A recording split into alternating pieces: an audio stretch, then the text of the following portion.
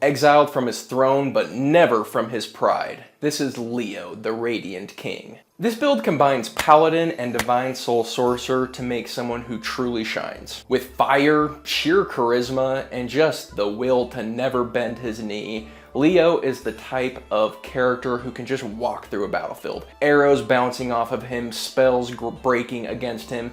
Whatever he decides to do, he's going to do it, and good luck stopping him. If you want a character who just rules the battlefield and turns every single fight into their own coronation, this is the build for you.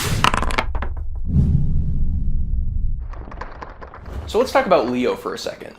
They're a fire sign. They're known for being bold, ambitious, outgoing, but they do struggle with pride. Not surprisingly, their symbol is the lion, and their motto is stand tall, burn bright, and let the shadows fall where they may. As for the story, Leo is the rightful heir to the throne, but through treachery, he is now an exiled prince, and assassins are trying to kill him. They want to remove the claim to the throne, but he doesn't care. He is still standing tall. He's not hiding.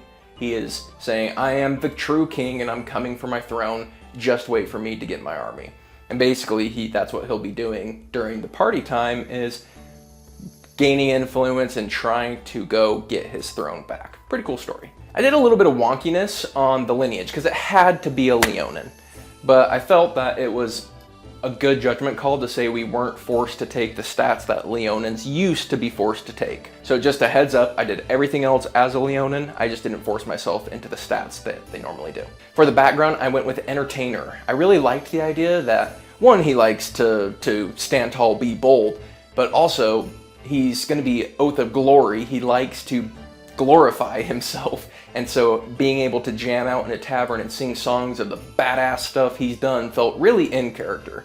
So that's what I'd be doing with him during downtime. This of course also allows us to give our allies some extra heroic inspirations on our rests, and we are very inspiring, so you're welcome. As for stats, we went point by. I took 15 plus 2 in strength, 8 in dexterity, 14 in constitution, 10 in intelligence, 8 in wisdom to kind of show that pride, and then rounding it off with 15 plus 1 in charisma. As for our level by level path, I'm taking 6 levels in Oath of Glory Paladin and then 6 levels in Divine Soul Sorcerer. Level 1, I grabbed athletics and intimidation, so we are presence on the battlefield with our athletics, and we can be a face on the side. Perfect for a paladin and for Leo. Then we have the Greatsword and Trident weapon masteries. Greatsword's gonna be what we're all about. It's the classic hero weapon, and we're gonna be wielding that. It comes with graze, which means even if we miss, we still do some damage. That's okay, but will eventually be disgusting. So we'll talk more about that later. Trident is our anti-air. It's about, hey, I can't reach that dude, hit them. If they get toppled, drops them to the ground. Making flying enemies go prone is incredibly dangerous for flying enemies. Also, DMs note that making flying PCs go prone is incredibly dangerous for flying PCs. We're gonna grab Lay on Hands here, which is good for some just quick burst healing, whether for ourselves or our allies. Level 2, I'm gonna grab the Defense Fighting Style. This character, I really wanted them to be able to just move straight towards their goal, so I wanted really high defenses, both in saves and in AC and HP. Already, we have Lay on Hands to heal ourselves, and we have the Defense Fighting Style with Plate eventually. So we're gonna be rocking some 19 AC and healing to boot with D10 hit dice. We're gonna be hard to take down. We're gonna grab free Paladin Smite, and this is a good moment to mention that that's what I'm gonna be doing with our spell slots. Sure, we're gonna have some other spell slots to cast, but for the most part, they're gonna be used for smites. And we're gonna use every single smite that we pick up. We have Searing Smite, which is the best for upcasting damage. At this time, we're not gonna be using it that often, but it will be our favorite eventually. Divine Smite's good for just everyday damage. Wrathful Smite is good for tanking, and Thunderous Smite is good for when moving them some is a big deal, knocking them off a cliff, for example. Level 3, we step into the Oath of Glory, and glorious it is. It's going to give us 2 different channeled divinities. The first is going to increase our mobility a surprising amount. You would think that being able to jump 10 feet isn't that big of a deal, but when you recognize that you can jump upwards 15 feet, the possibilities start opening up. That's a whole floor, so imagine just jumping onto buildings. That's what it can do. That being said, is we're probably more often going to be used our Inspiring Smite. It's inspiring, how can we not use it? It's going to distribute some temporary HP, which honestly we're usually gonna put on ourselves unless we feel like being supportive, but honestly more often than not we're gonna wanna pad our own HP. It's what I talked about earlier. I want our defenses high, this plays into that. It also comes with some spells of its own, Heroism and Guiding Bolt. Heroism is perfect flavor. Use it whenever you feel like. It's best when you're the target. Then we have Guiding Bolt, which is a great option because our ranged options are not many. So it's there for when we really need a ranged option. Level 4, we're taking Mage Slayer. First off, our physical defenses are great. This steps into our save defenses. We just get one basically legendary resistance a day for any of our mental saves. Very powerful. But that's not all, because when we make someone make a concentration save against us, now they make it at disadvantage. And here's the thing about the Greatsword plus Graze, is every single attack we do, whether we hit or not, makes them have to make a concentration save. So we are the bane of anyone who requires concentration, which admittedly is not going to be near as many people as just, monsters don't concentrate all that often, but when they do, they're screwed. We will rip through concentration like crazy. At this level, that's 1 check at disadvantage. Next level, when we pick up extra attack, that's going to be 4 dice that they roll, and they just have to pray that not one of those 4 dice is a low roll. Level 5, we get extra attack and Faithful Steed, along with our 2nd level spells.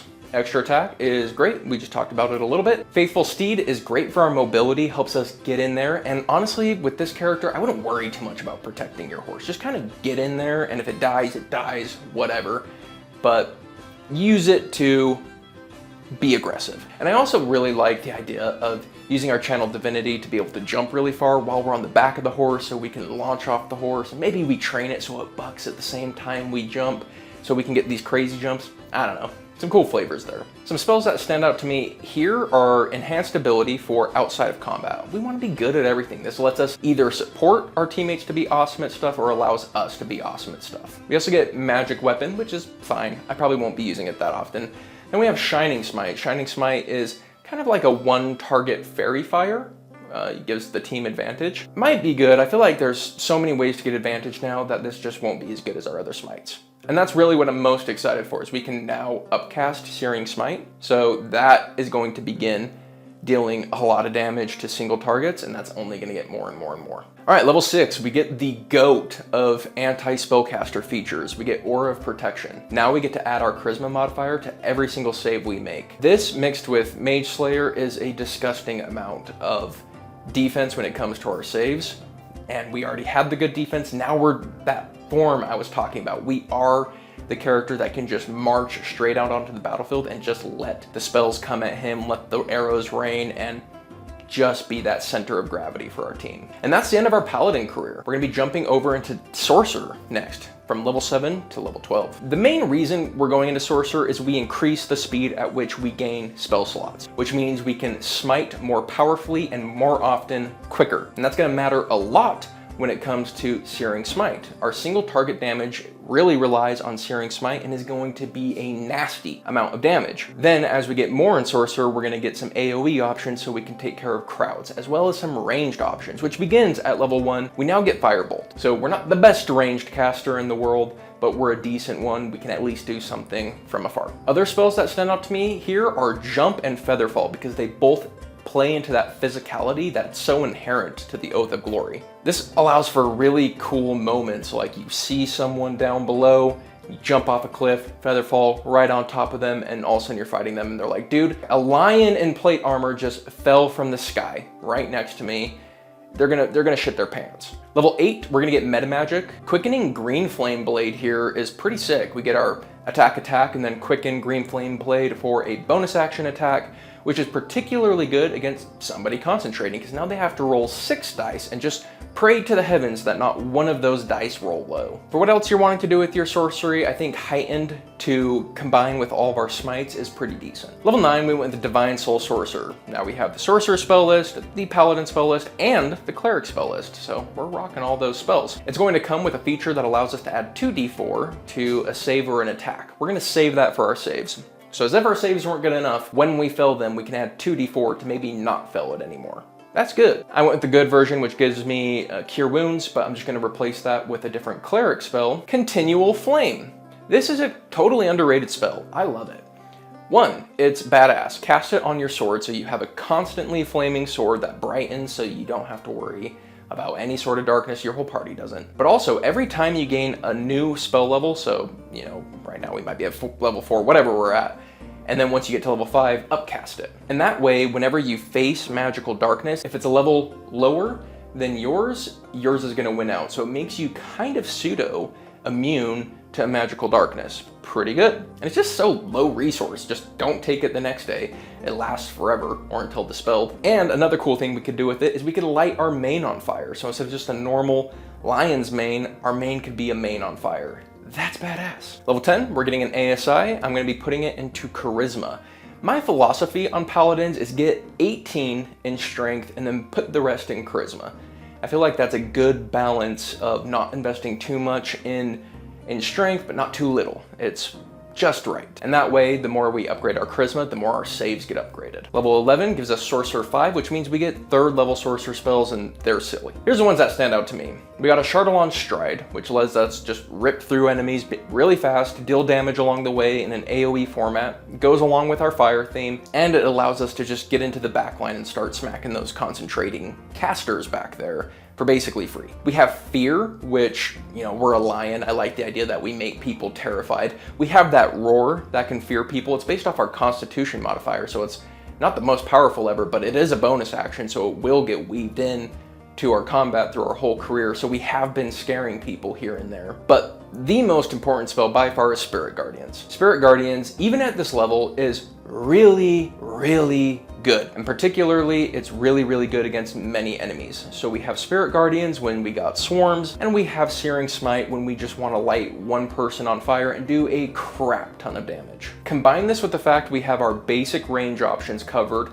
and our defenses are phenomenal. This character is going to be an awesome martial feeling character, just a beast on the battlefield. We're just never gonna freaking die, and that's awesome for Leo. We're always gonna stand tall. Level 12, we get our 6th level Divine Soul Sorcerer feature. This is just going to allow us to heal a bit better, which we have not been focused on at all, so it's a little bit of a dud level for us. If I were to continue this character, just keep going in Sorcerer. You're gonna get all those awesome spells, and you're gonna continue get your spites to be disgusting. Yeah, you're gonna do just fine. And that's it, my friends. Thank you so much for joining, and I hope you guys join us for the next Zodiac build coming soon. All right, my friends, until next time, peace.